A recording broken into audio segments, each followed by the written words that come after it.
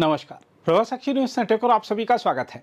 पश्चिम Asia में जारी तनाव एक बार फिर खतरनाक मोड़ पर पहुंच गया है, जहां एक और अमेरिका और ईरान के बीच सैन्य और आर्थिक टकराव तेज हो गया है, वहीं दूसरी ओर कूटनीतिक प्रयास भी जारी हैं।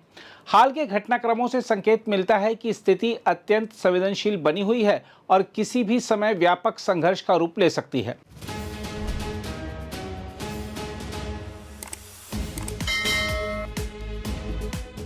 ईरान के सर्वोच्च नेता के सैन्य सलाहकार मोहसिन रजाई ने अमेरिका को कड़ी चेतावनी देते हुए कहा है कि यदि अमेरिका जमीनी हमला करता है तो ईरान हजारों अमेरिकी सैनिकों को बंधक बना सकता है। उन्होंने यहां तक कहा कि प्रत्येक बंधक के बदले भारी आर्थिक कीमत वसूली जाएगी। मोहसिन रजाई ने यह भी दावा किया कि यदि अमेरिका ने हॉर्मुज जलडमरू मध्य में अपनी नाकाबंदी जारी रखी तो ईरान अमेरिकी युद्धपोतों को निशाना बना सकता है और उन्हें नष्ट कर सकता है।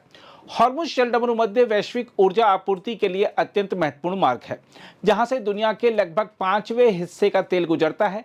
ऐसे में इस क्षेत्र में किसी भी प्रकार का सैन्य तनाव न केवल क्षेत्रीय बल्कि वैश्विक अर्थव्यवस्था को प्रभावित कर सकता है। ईरान ने स्पष्ट कर दिया है कि जब तक उसके आर्थिक और समुद्री अधिकार पूरी तरह सुरक्षित नहीं होते, वह इस रणनीतिक जलमार्ग से पीछे नहीं हटेगा। इसी बीच अमेरिका ने ईरान पर दबाव बढ़ाने के लिए उसके बंदरगाहों पर नौसैनिक नाकाबंदी जारी रखी है। यह नाकाबंदी लगातार तीसरे दिन भी जारी रही, जिससे क्षेत्र में तनाव और बढ़ गया है। अमेरिकी राष्ट्रपति डोनाल्ड ट्रंप ने सख्त रुख अपनाते हुए घोषणा की है कि कोई भी जहाज यदि ईरान के समर्थन में गतिविधि करेगा या अमेरिकी बलों पर हमला करेगा तो उसे कड़ा जवाब दिया जाएगा। उधर ईरान के विदेश मंत्री ने भी अमेरिका की कार्रवाइयों को उकसाने वाला बताते हुए चेतावनी दी है कि इसके गंभीर और खतरनाक परिणाम हो सकते हैं। उन्होंने कहा कि फारस की खाड़ी और हॉर्मुज क्षेत्र में अमेरिकी कदम पहले से ही जटिल स्थिति को और अधिक बिगाड़ सकते हैं। उन्होंने संयुक्त राष्ट्र में अमेरिका के प्रस्ताव को एकतरफा और अविवेकपूर्ण करार दिया और चीन तथा रूस के समर्थन की सराहना की। दूसरी ओर तनाव के इस माहौल के बीच कूटनीतिक प्रयास भी जारी हैं। पाकिस्तान ने अमेरिका और ईरान के बीच बातचीत को पुनर्जीवित करने के लिए महत्वपूर्ण भूमिका निभाई है। बताया जा रहा है कि पाकिस्तान के नेतृत्व में दोनों देशों के बीच वार्ता की संभावना बनी हुई है और अगला दौर भी इस्लामाबाद में आयोजित हो सकता है। अमेरिकी प्रशासन ने इस दिशा में आशावाद व्यक्त किया है और कहा है कि समझौते की संभावना अभी भी मौजूद है।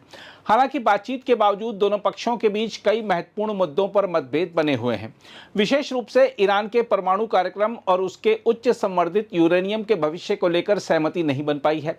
विशेषज्ञों का मानना है कि जब तक इन मूलभूत मुद्दों का समाधान नहीं होता, तब तक स्थायी शांति स्थापित करना कठिन होगा। इस बीच क्षेत्रीय और अंतर्राष्ट्रीय स्तर पर भी प्रतिक्रिया देखने को मिल रही है।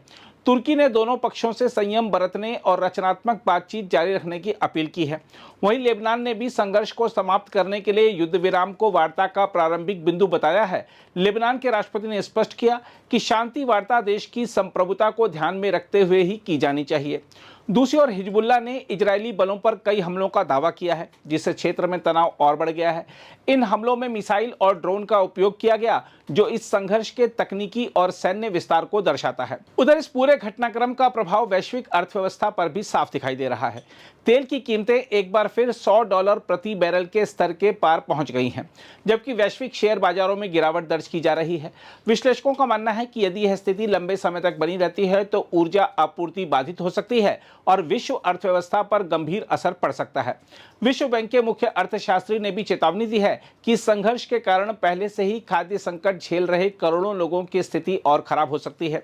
उनका कहना है कि वर्तमान में लगभग 30 करोड़ लोग गंभीर खाद्य असुरक्षा का सामना कर रहे हैं और यह संख्या तेजी से बढ़ सकती है। कुल मिलाकर देखें तो पश्चिम एशिया में स्थिति अत्यंत नाजुक बनी हुई है। एक और जहां सैन्य तनाव लगातार बढ़ रहा है, वहीं दूसरी ओर कूटनीतिक प्रयास भी जारी हैं। आने वाले दिनों में यह देखना महत्वपूर्ण होगा कि क्या बातचीत के जरिए इस संकट का समाधान निकलता है या क्षेत्र एक बड़े संघर्ष की ओर बढ़ता है। अगर आप भी लेना चाहते हैं देश दुनिया की तमाम जानकारी तो आज ही सब्सक्राइब करें हमारे चैनल को। साथ ही नीचे दिए बेल आइकन को जरूर दबाएं ताकि हर अपडेट आप तक पहुंच सके।